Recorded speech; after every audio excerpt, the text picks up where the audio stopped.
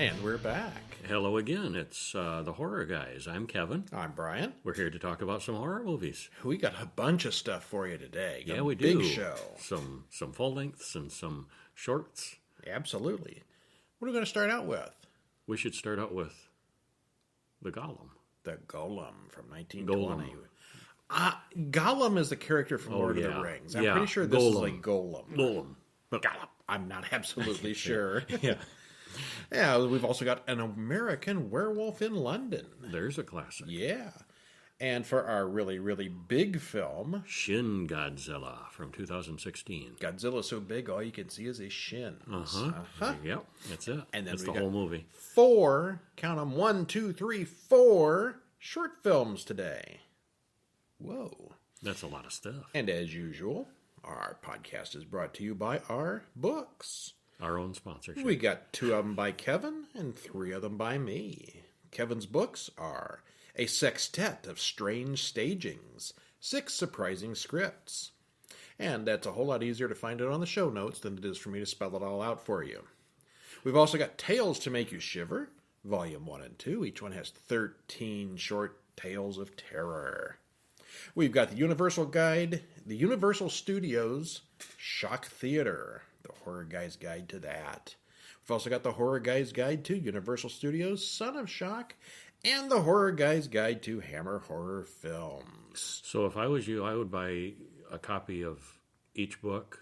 And give it away, and then buy another one for yourself. Well, I was going to say, plus another copy to give away for to everybody you know. Yeah. There you go, absolutely. By hundreds and hundreds. Yeah, okay. well. Now, before we get to our movies, I've got a question for our listeners. And what is that question? And a question for you also. What is the border between horror and science fiction? Boy, it's a gray area. A couple of weeks ago, we sometimes. did the original Alien movie from '79. It's got spaceships, it's got aliens, it's got monsters. ray guns and robots, but and it's a horror stressful film, in my situation opinion. where they're trapped and getting eaten by this monster. And So in the past, we've done lots of reviews of shows that are kind of on the border. And what do you think about this next few shows? What are these? Frankenstein, the original. it's got some science fiction It elements. certainly does. A mad Certainly scientist, the lab, the bzz, bzz, bzz machines. Things that go bzz, bzz. Yeah. But it's a monster story, too. Mm-hmm. Dr. Jekyll and Mr. Hyde. Science fiction. Any version you Sort like. of, kind of. It's science. It's science. Chemistry. Just mad scientists in general. Does that make it science fiction? That's a good question. It's a gray area. Right up there with Dr. Jekyll and Mr. blurs. Hyde, we've got the Invisible Man. Mm-hmm. That's even less science fiction-y because you don't really see him doing much in the way of science. Well, in one of the movies, it's kind of obscure. You may not have seen it, listeners, but it's one of my favorites. That's one of those where it's so bad that it's good, or I think it's really good. Dark Side of the Moon. Oh yeah, It's purely science fiction. They're in spaceships out, by the moon, and it's futuristic. But there's the devil and demons and horror elements. Well, the other one here I've got on the list is Event Horizon. It's almost the same thing you just said. So. Yeah, so it's definitely that's a good question. And then you got the how do you ones put it? like Tarantula, giant creature made by science. Is that science fiction or is that just a horror movie? And if you're talking giant tarantulas, you may as well talk Godzilla, King Kong, and all those guys. We've argued whether that's even horror a couple of times or not. Mm-hmm. Yeah. Soylent Green, where there's no monsters. But it's definitely future. Did you know that Soylent Green is people? Oh, spoilers! Okay, and then if you've got any really good edge cases that I haven't thought of on this list, let us know. What do you think? What makes science fiction science fiction? What makes horror horror? What And makes a spoiler a spoiler? Where do you draw the line? When I give a spoiler on a movie that's old and a book that's well, okay. I think book, everybody not so knows much, Soylent Green is and people. knows that classic line, and yeah. Is it still a spoiler? So our question, whether you want to answer that on Twitter, send us an email, give us a voicemail on our phone, and how do we catch up with you people? Let's see. Our Twitter is Horror Movie Guys. changed it. There's been a recent change. It used to be at Horror Bulletin. Now it is at Horror Movie Guys. Because we stopped getting away. We got away from the bulletin part of it. No more bulletin, just the movies. Horror Movie Guys on Twitter. Our Facebook group, Horror Movie Guys. I'm sensing a trend here. I'm sensing a trend. Of course, our email, you can still send us horrorguysmail@gmail.com or leave a voicemail on the phone, 937-453-1575.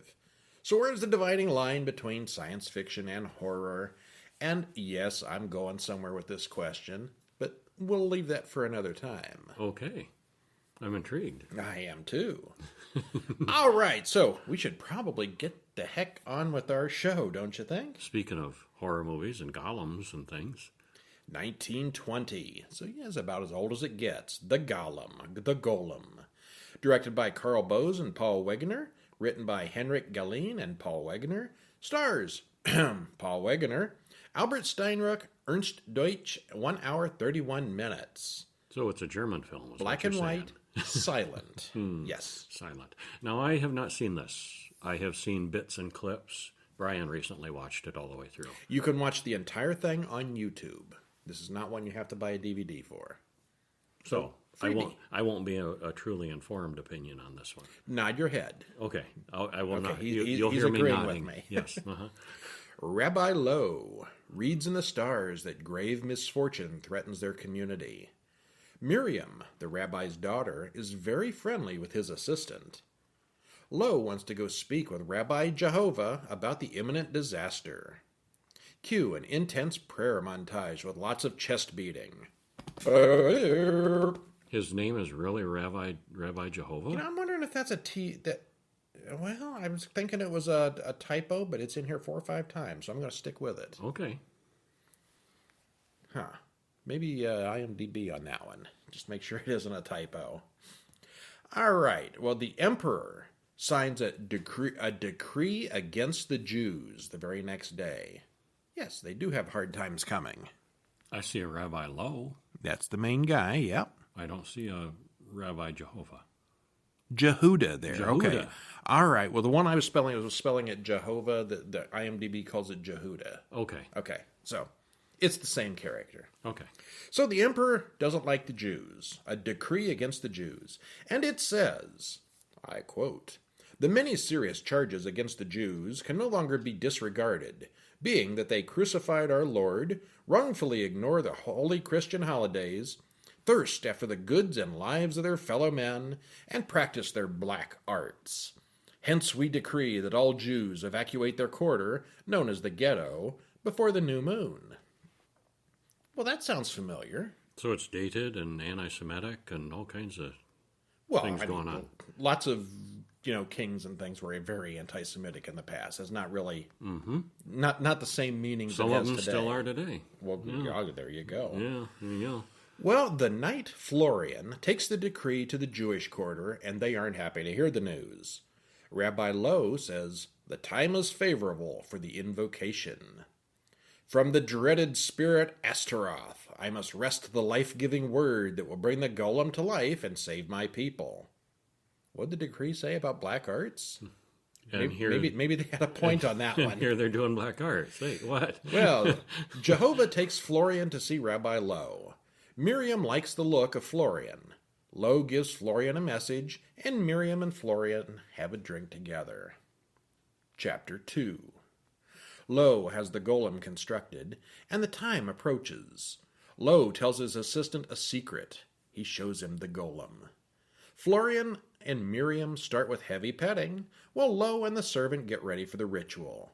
The emperor invites Lowe to his castle to watch his magic tricks. Lowe knows what's going on between Miriam and Florian, and he doesn't like it. "Stay away from my daughter." We read that the golem wears an amulet called a shem around his neck with a magic word inside. He'll live as long as he wears the amulet. They have to learn the magic word from Astaroth. They conjure the demon, and the fireballs start flying. Astaroth appears and tells them the secret word. Lowe and the assistant place the word in the amulet. Then they place the amulet around the golem's neck. The golem activates and walks around the room. It works. Do we get to find out what the secret word is, or do they keep it a secret? It's a secret. Sausages. We don't know. Sausages, yeah, that must be it. Well, they put the golem to work chopping wood and working around the village. He's a large, barrel-chested looking, man-like thing with what appears to be wooden hair. Yeah, the most distinctive thing about looking at this guy's is big artificial hair. Mm-hmm. Yep. I remember seeing that. Literally sent him to shops to pick up food and supplies. Golem, go get me the groceries.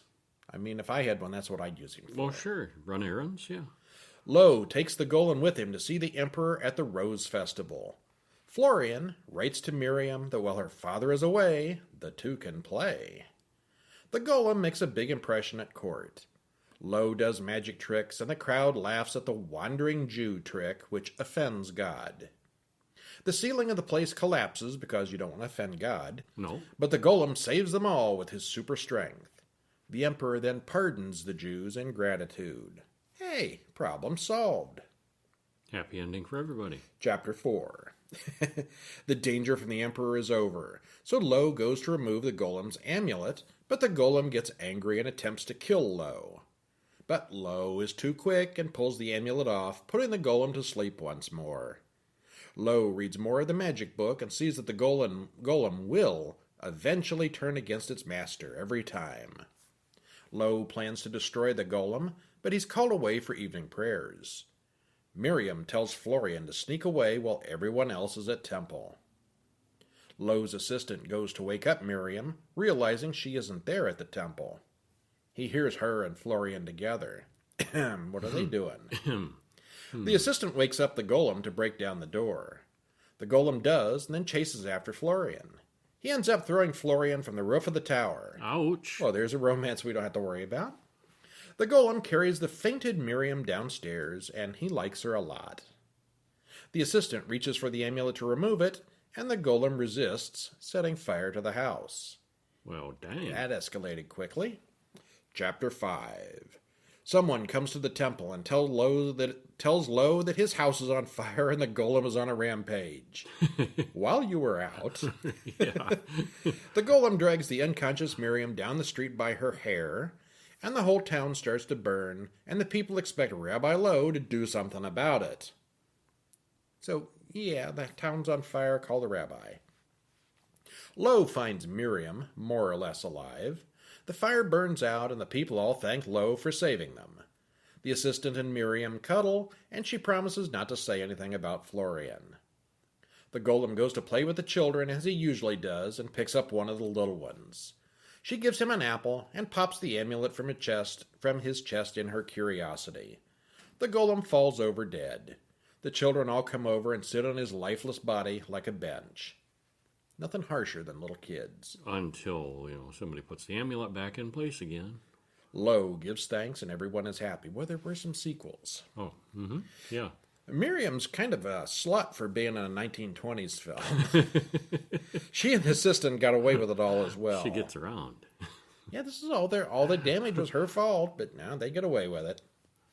The buildings and scenery are all very severe and off-kilter, another example of German expressionism, just like the Cabinet of Dr. Caligari from the same year. They both came out the same year. This was the third film of a loose trilogy. There was The Golem, 1915. This is more of a remake of that. Let's see that one. And The Golem and the Dancing Girl from 1917. No, let's see that one. Yeah. Why aren't we seeing those? Well, The Golem 1915 was just a very short, sort of a proof of concept thing. They don't and exist, The Golem and the Dancing Girl was a comedy. I don't know if they exist. I didn't look for that. No, actually, I did. Okay. Yeah, they're unwatchable. Oh, my next line. But this is the only surviving film. Yeah. It's both a prequel and a remake of the 1915 film. Although it's not explicitly anti-Semitic in its meaning, it definitely plays up the otherness of the Jewish community. They look weird, they act weird, they live in strange-looking cities and do real magic. They may as well have been from another world. And, there are clear precursors here to Frankenstein and 100 other killer robot films. And it's interesting, I think, talking about those lost films and how somebody can do, just a little film now, and it's probably not going to be digitally lost, make copies, make backups, make, all those films out there, that the early stuff and, that was lost, nobody will ever see, and it makes you sad. But then, does it matter? Were any of them any good? Is the world a sadder place? There's one or two lost films that I would really like to see. There are some out there that people say are historically significant, and but I don't know. Doing my books, I've run across a couple of historically significant ones that I would like to have seen. Mm-hmm. But nope. Yeah. No, there are Doctor Who episodes that I'd like to see that are missing. Not without a time machine. Yeah. Yeah. People, save your film. That's right. Don't reuse the film. Or take care of it. Well, another big film, An American Werewolf in London from 1981. I saw this when it came out at the theater. I saw it on DVD long afterwards. I did not see this at the theater. It's good. All right. Everyone should see Did you like it? Yeah. Liked it a lot. Still liked it this time around. Written and directed by John Landis, stars David Naughton, Jenny Agutter, Joe Belcher, hour 37 minutes. Amazon link in the show notes if you'd like to pick up a copy for yourself. And the only real criticism I have of it, and you might get to that too, it ends too abruptly, I think. It does, yes. I think the ending is a little weak and a little sudden. I suspect they ran out of money and ended it quickly. They could have done a lot more with it at the end. They could have. Well, we start out. A couple of backpackers are told to keep off the moors, stick to the road. We have gone through the British countryside so many times. All the time, It's full of Satanists, it's full of pagans, it's full of child kidnappers and monsters and pervert. Anybody Don't go who into has the seen British any of these countryside. movies knows not to go into especially on a foggy night. The moors, full moon even. Yeah. Well, they're hiking across northern England, and they stop in a pub in a tiny village. None of the locals seems too happy to see them. Jack notices the pentagram painted on the wall, and he says it's the mark of the werewolf. Yes, he saw that movie too. David would prefer just to shut up and enjoy the warmth. They end up leaving, and once again they're warned to stay on the road. Do they? No.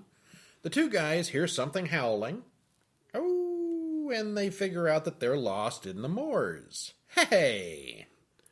Jack is torn apart, and David gets wounded before the villagers from the pub show up and run the monster off with fired guns. They finally man up and come after him. Hey, where'd that naked man come from? And he's dead. Where did the monster go? Well, I wonder.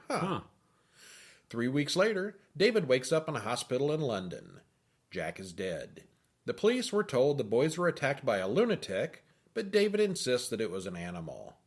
The police have the body of the perpetrator, and it's clearly not an animal. David dreams of running through the woods naked. Then there are the dreams with killer Nazi monsters killing his whole family.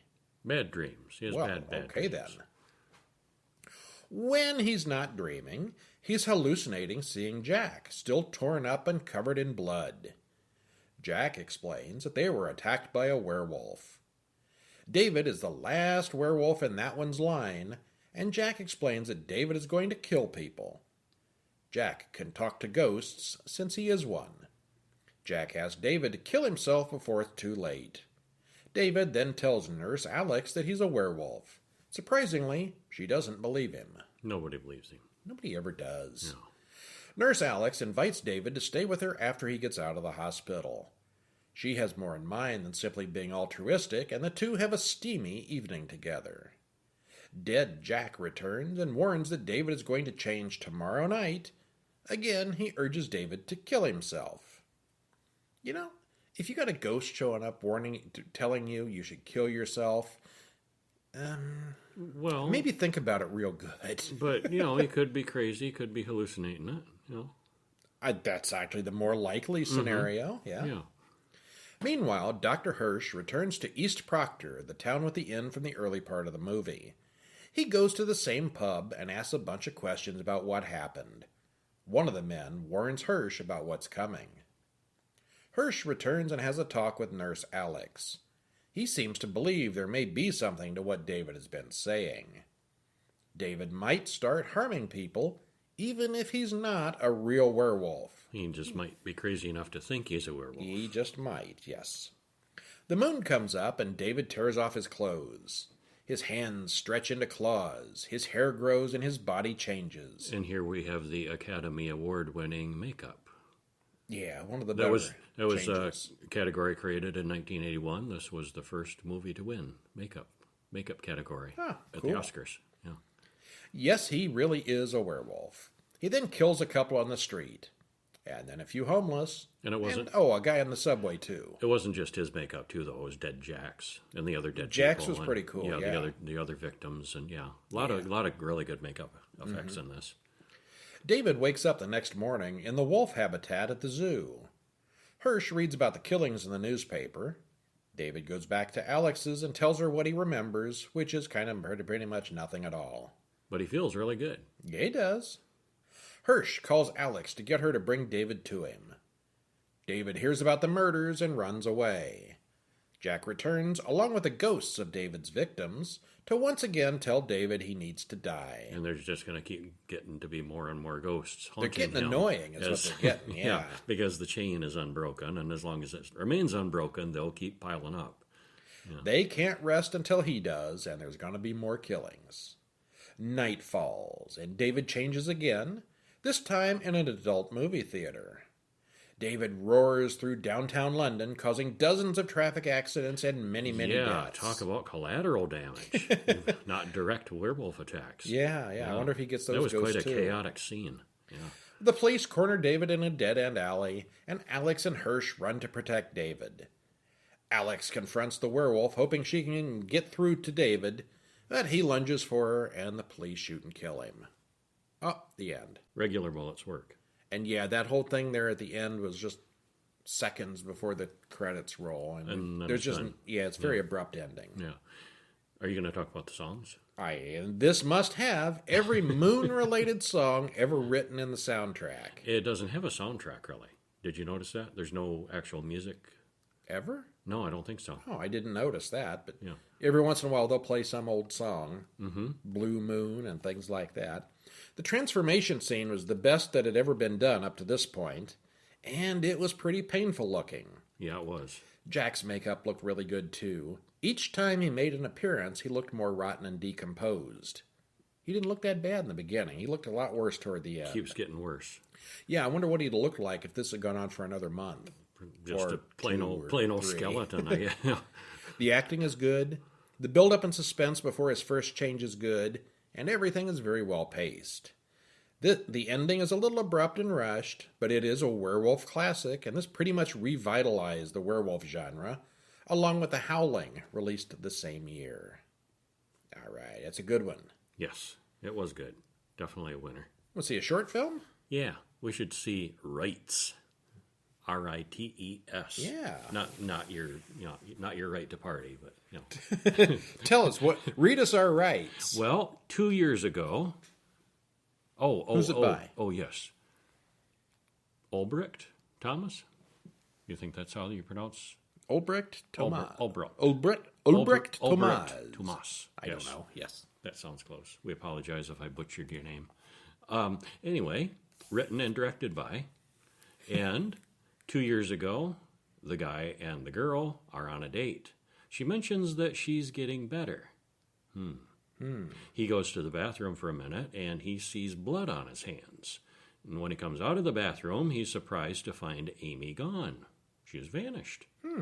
He talks to Amy's teacher, and she's a witch. She offers him freedom from his OCD obsessions. She's going to do a forgetting spell on him so that he can finally get over Amy's loss. And the spell involves a lot more than he planned. Yeah, it gets complicated from there. Yeah, it does. Well, the creature affects everything. Acting, all top notch. Yeah. And not really knowing what was going on next. Yeah. It's it was- not what you think. It's and not what you think. Yeah. And yeah, it was really cool. It kept Liked it. going on long after I thought it was gonna Longer be than I over. expected. Yeah. Yeah, I thought, oh, well, that's it. They explained it. No, there's more. Oh, yeah. Oh, yeah. So, yeah, give them that one a thumbs up. Yeah, okay. Yeah, me too. That was a good one also. And there's a link in the show notes. There is. And our next one is Morning Meal. Mourn. Morning Meal. This was kind of chilling. Really sad breakfast, I guess. Yeah. Written and directed by Jamal Hodge. Stars Ruya Komen, Anna Cameron, Michael Shenevert. 20 minutes. And we start out with a mother and a son who are playing in the park. A man in a car hits the boy Brandon, killing him. Whoop, so much for that day in the park. Time passes, and the mother, Cheryl, spends time in the park watching other children. Another mother introduces her own son to Cheryl. I found beauty in grief, she says. Cheryl makes soup for Brandon. Brandon says he doesn't like that name. I liked Michael better, he explains. It appears she's gotten herself a new Brandon, the fast way. But it doesn't end well. No. Well, in the beginning, it looks like this is more about grief than any kind of horror, until you notice she has 4 different sets of marks on the wall. You know how they take the kids and mark their heights on the wall? Yep. There's a whole bunch of names there. Yeah. I guess this is sad and or scary if you have kids, but it didn't do too much for me. It was chilling. I thought it was chilling and Okay. creepy. Yeah. You were chilled. I was chilled. Yeah. All right. What else we got? We just watched Morning Meal. How about just plain old Mourn? Mourn. Mourn, Mourn from 2020. And this is director Joanna Joanna Sanis. See, the names are hard when you're reading them. Yeah, they are. Tsanis. Sanis. I'm assuming the T is mostly silent. Senas, yes. And also written by Joanna. Stars Lynn Griffin and Julian Rubino. Time 11 minutes. All right. So, Dr. Amy Julian, a grief counselor, gets a new patient. He's lost his wife and he wants to talk about it. He lost her a very long time ago, he says, but now he's found her. Now he has found her. Ooh. He's says she's in this room. What? And there's just the two of them. Yes, and there's quite an age difference. She's quite a bit older looking than he is. Definitely some decades apart, age-wise. He calls the doctor Laura, and he starts getting mean. Well, he shows her wedding photos, and she's in the photos. How did you do this? She asks. Is this some kind of scam? She asks. And she insists that she's not Laura and that her husband died 30 years ago from an insulin overdose. Well, he starts telling her about their wedding night, and he gets the details right. Don't you recognize me at all? He asks. Then she does recognize him, and it gets a little twisted after that. At that point, it gets twisted, huh? Yeah. Well, there's no real creature effects or gore in this one. Nope. It's a really good story that's easy to follow, and it's really well acted. More of a psychological thriller with supernatural elements to it. Definitely supernatural. And, really good. Yeah, that. We liked that one a lot. I think of the 4 shorts this week, that was probably my favorite. Yeah, I think so. Maybe me too. The next one. There He Is Now from 2020 is our next one. Our 4th short this week. That's the trouble with watching all these good shorts is which one's our favorite? Yeah. Directed. Oh, you want to read a name? There's a name. Directed by. No, I will let you. Victor Steinslaus. There you go. Written by Michael Coles and Emmanuel Cyan. Stars Gina Marie Hughes, Ella Morrow, Sam Bullington. 14 minutes. And the abusive father comes in, but he drops the knife. The girl picks it up. There's something dark in the room with them. Later, she talks to her therapist. These daydreams have ruined my life, she explains. The therapist wants to try hypnosis to get rid of these silly daydreams. They begin the hypnosis procedure. Alex is back in her bedroom and goes downstairs in the dark. She watches herself run up the stairs and lock herself in the room. Her father is on the rampage and her mother is dead. We also see something else in the room. We then see that Alex has killed her father, who wasn't actually the abusive one. It's more complicated. It is more complicated. It looks good and it's all well acted. The creature is cool looking, and the ending is a surprise.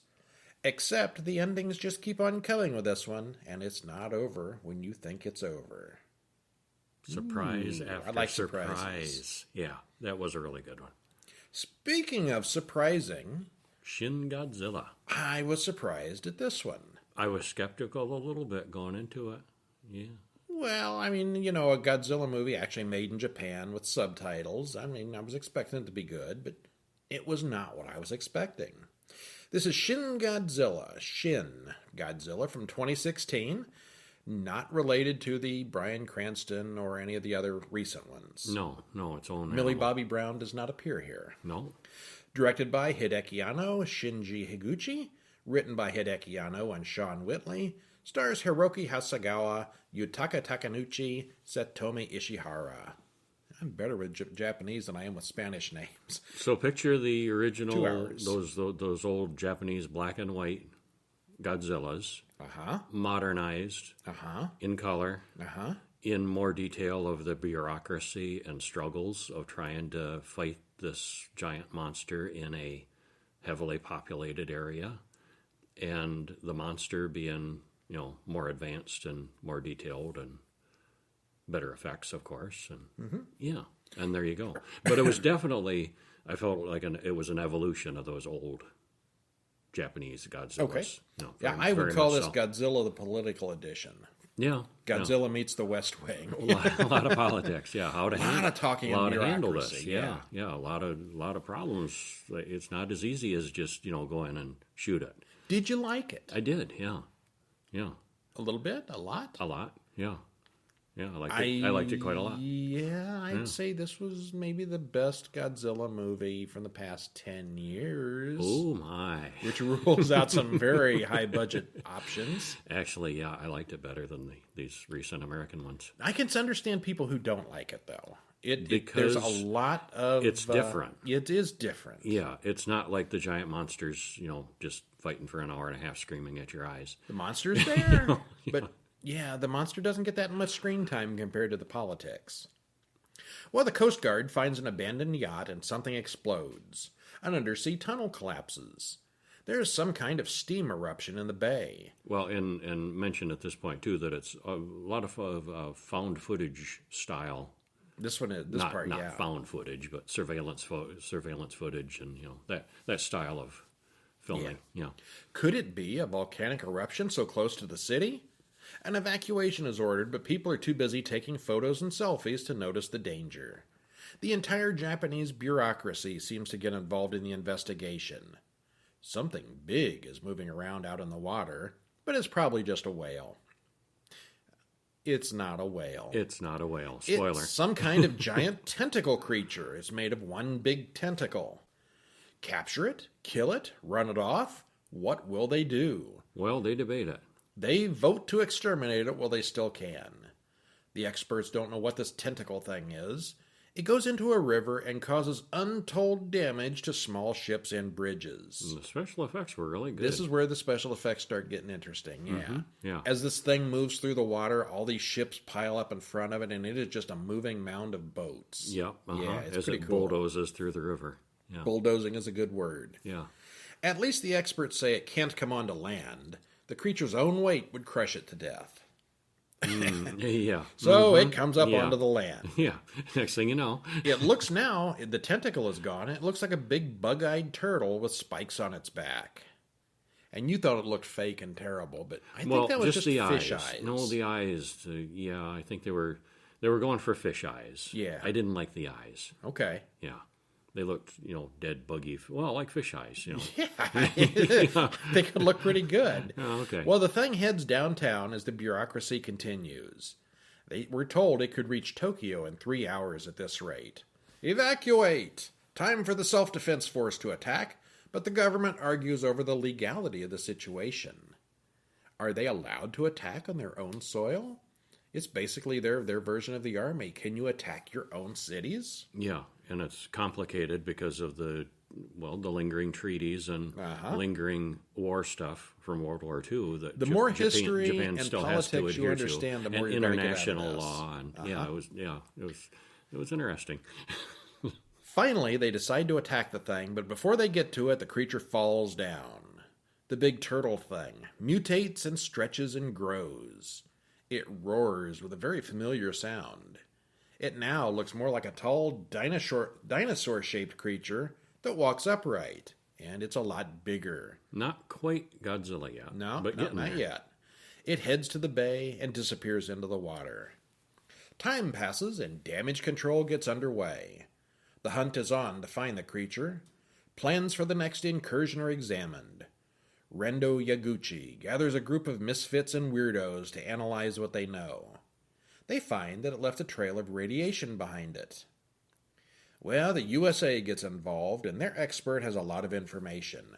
There's an old professor named Goramaki that predicted this creature 60 years ago. He grew from eating the monster grew, the professor did. Yeah, the professor did. He grew from eating nuclear waste that had been dumped in the ocean and continues to mutate. In fact, that was Professor Goramaki's boat in the beginning.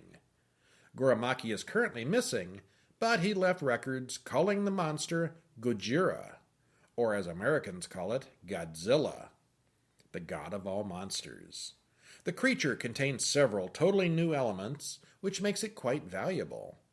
It can self-mutate to survive in any environment. Which is bad news for Japan. Yeah. Godzilla finally reappears, and he's even bigger. A lot bigger. The government wastes a lot less time and immediately orders an attack on this thing. They just as quickly find out that it's bulletproof, missile-proof, tank-proof, artillery-proof, and bomb-proof. They call for help from the USA. And it gets worse from there. Yeah, it does. Yeah. They call for help from the USA, who shows up and drops some larger bombs on it, which do actually injure the creature. And trigger another mutation. Yeah, Godzilla starts to glow white after its injury and starts blowing nuclear fire from its mouth. And its What's fins worse than your dinosaur downtown? out of its back, too. Oh, yeah, it's shooting everything. Yeah. Things just got a lot worse. You can tell from the opera music. Oh! Then it shoots multiple energy beams from the spikes on its back. And that takes care of the planes in the sky. Yes, it does. It shoots down everything everywhere. Because, they're like lasers. They go quite a range. This is easily the most powerful Godzilla to ever appear on screen. I've never seen him shoot out like that before. And slicing buildings in half with his, Yeah. I think it's mentioned in your notes later that, this Godzilla versus King Kong, it would have been very one-sided. I think this Godzilla versus just about anything we've seen, it would be very... Yeah, this guy is he's unstoppable. Yeah. Like, it's just time to give up Japan for good at this point, start over somewhere else. It looks bad. Well, as the entire government is now dead, they make the Minister of Agriculture the new Prime Minister. He's more concerned about soggy noodles than anything else on his first day. Godzilla is asleep as the government tries to cope. Godzilla may be trying to reproduce asexually. So it's trouble for the world, not just Japan. Oh, yeah, because you ain't going to stop these things. The Americans want to use a nuke against Godzilla. Well, you going to nuke Japan? Well, that brings up some political discussion. There's some political issues. They plan to drop a bomb 75 times the power of Hiroshima right on top of Tokyo. Bonds and stocks are plummeting, land prices are skyrocketing, and everybody's fleeing. Yeah. Japan will need international funding to rebuild. We're just talking money at this point. I mean, they haven't got to the evacuation yet. And these are the things the government is concerned with. And it would take days, weeks to evacuate a city the size of Tokyo. Yes, it would. Yeah. We looked it up, and Tokyo actually has more people in it than the state of Michigan. Yeah. By quite a bit. In a smaller area. But, yeah, much smaller. But you got to get them all out on the roads, and it's not going to work. It's not going to be pretty, yeah. All right, well, there's also a plan to freeze Godzilla's blood with coagulant. Godzilla is predicted to resume activity in 15 days, so the evacuation commences. The blood freezing plan finally gets approval from the voting people, and it's a huge undertaking. They run a couple of bullet trains into Godzilla just to wake him up. They drop drones to get him to use up his power beam energy. Now, however, Godzilla can shoot fire from his mouth and his tail. And it just keeps on changing. Finally, they wear out his beam and he stops shooting. They drop several buildings onto him on purpose. Yeah, that's a really good coordinated attack they do. I don't know that that's even possible to blow up I buildings don't think it's that possible. accurately. No. I mean, it seemed a stretch. Yeah. The feasibility of it, but it was impressive. So they drop the buildings on him, then they hook up the tanker trucks and start injecting the coagulant. It's going really well until Godzilla wakes up, but he is moving more slowly now. They train bomb him again and resume the injections. Godzilla gets back up, but suddenly his skin freezes solid. Japan will rebuild, but now they've got a frozen Godzilla in the middle of downtown Tokyo. I'm sure that's going to end well. Mm-hmm. Well, I love how the small version just pushes the boats and cars along in a huge pile of debris. The huge amount of politics and ridiculous bureaucracy delays are fascinating, and it all seems very realistic. There's even a discussion about which areas to defend based on the GDP. You want to save this side of town, not this side of town. This is very, very different from what I was expecting due to the politics. I usually prefer the subtitled version of international films. Not this one. We ended up watching the dubbed version, and there is so much dialogue here that I don't regret it one bit. Yeah, there would be so much reading in this. Yes. Well, we started reading, and quickly realized, no, we can't watch and read that much at the same time. It is a very talky film. There's a lot of dialogue. But I didn't find it at all boring at any time. No. Yeah, thought it was fascinating. Shin Godzilla adds a lot to the Godzilla mythos. This is easily the most powerful Godzilla to ever show up. This version, fighting Kong, would have easily sliced the big ape to pieces in seconds. The carnage here is just unbelievable. It took a long time for the action to get really started, but it makes up in volume what it lacks in speed. If you like politics and mega disasters, this is really good. I give it a 9 out of 10 easily. Mm-hmm.